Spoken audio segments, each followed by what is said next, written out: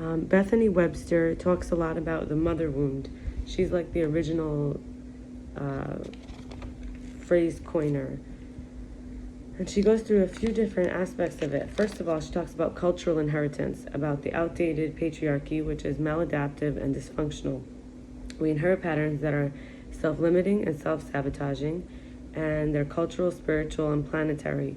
There's also a personal wound healing, which is where we have from the idea that there's a myth of a way that it just disappears. Like if you sweep it under the rug, it doesn't come out. So there's difficult feelings, pains, and we say, oh, it shouldn't be looked at. And, honor your father and mother. Children should be seen and not heard. There's religious and societal shame.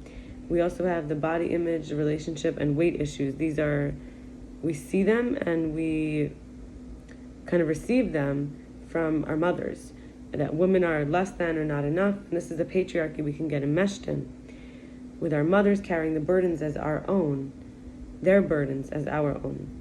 When we have a fear of abandoning, hurting, worrying mothers, there's a resentment of having to play the role that everything's fine and not being able to actually be authentic.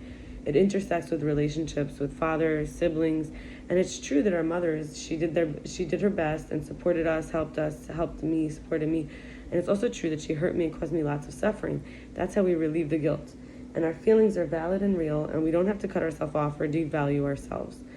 We regress to progress.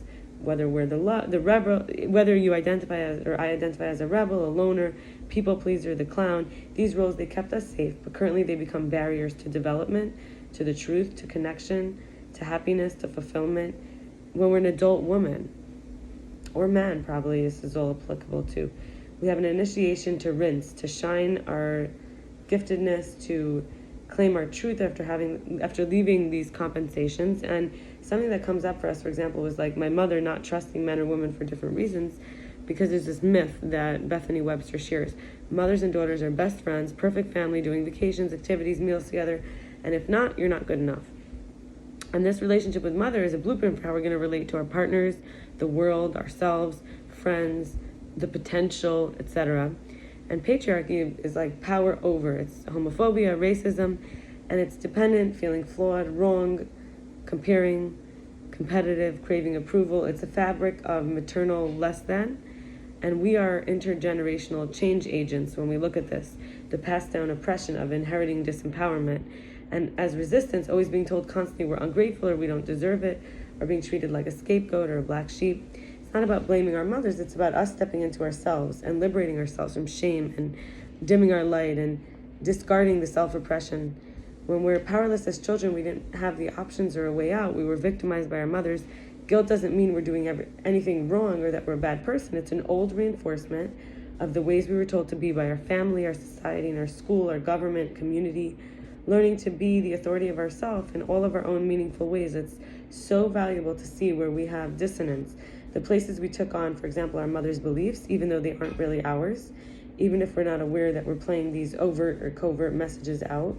We have a mother's voice inside of us. It's a critic, it's a monologue, whatever it is. And I'm going to go now into one more part. It's called the root. The root is enough space to be ourselves, enough support to get through anything, and that's like enough money or enough, whatever it is.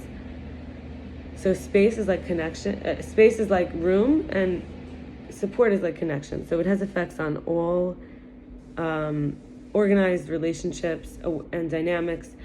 Awareness of this disrupts the old patterns we've been perpetuating and opens new possibilities and choices where we don't need the outside world to validate us as the primary source of love, affirmation, and support. The mother gap, what we needed versus what we received based on what she could provide, we know that the inner child is the gatekeeper of what our upper limits are, like how much is enough space, support, or anything else. And our mother is really the soil of our roots. She sets up the patterning for the branches of all of our areas of life, our attachments, relationships, how we see ourselves, and becoming the expert, the authority on what is right and true for ourselves, not taking on the burden of values and limits from others, is how we get past the fear of not getting approval, triangulation, manipulation, authority issues. At work, these can all come up, or with partners, we expect abandonment or smothering or rejection or humiliation. And trust issues and fear of being seen and vulnerable, fear of being vulnerable, And then there's triggers with children, grief, boundaries, entitlement that can come up. So these three are most helpful to see where we need to heal: career, partner and romance, and kids. We project our mother wound onto people around us. Affirm me, don't leave me, don't reject me, make me feel important. And our mother always needed to feel special and was cared about, so we never got to.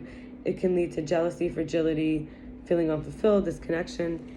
And being the mentor, healer, therapist, mother to others can be another way it comes out, when we hide our real self in the shadow and wear the false mask to get approval, love, or validation. Healing is dismantling the adapted self we created to survive. The inner child is living energy, always watching, mainly concerned with safety, like it locks down when it feels unsafe, even self-sabotage, because the assumption is it will end badly. So dismantling the adapted self we created to survive versus the adaptive self, we can create a new algorithm for the sense of safety by putting ourselves first, so we don't have to be afraid of rocking the boat. We don't have to hold ourselves back, or we can be ourselves. We are worthy of success.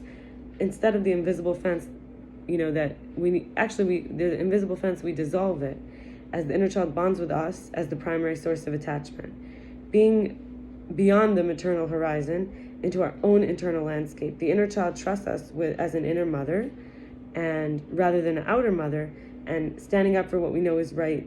We have to leave sometimes organizations or relationships that don't work for us, for the inner safety and the inner authority.